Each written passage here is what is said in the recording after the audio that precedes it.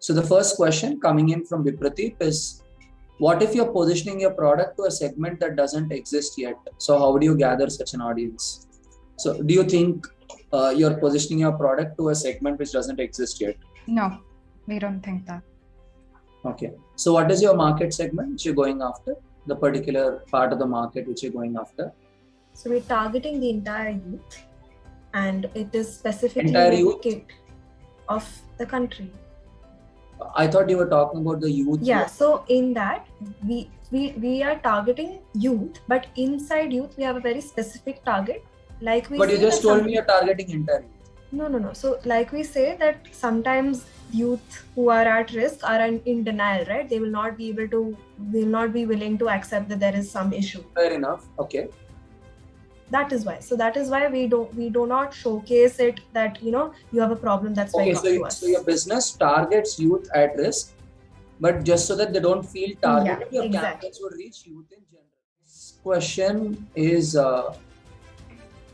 now this is an interesting question, which Praveena just went and dropped into the audience section.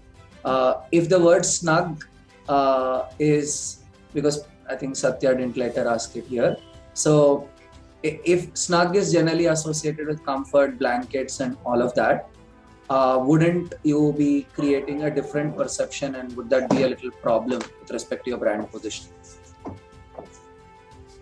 Would they start associating you to be some pillow brand or something like that? So can I tell? Yeah, Shamita. I was thinking like in our positioning strategy, we also included advertisements like to make the world, the target audience know about us. So in the advertisements, maybe like as we see Colgate ads, they break the glass and come. And then the same way in our advertisements, we can create a situation where we use that word and the actions which are going around will make that word meaning clear to the audience. Like if you're watching another language movie, with the actions you will understand what that word means. So same way in the advertisement, we will create a situation where the actions will be going on, and when they use the word, the audience will know that snug means this by the actions. Thank you, Shamita. So Mr. Arpit was coming in with a question, but I'll conclude round 2 and let him. I love the word snug. Directly or indirectly, it means hug.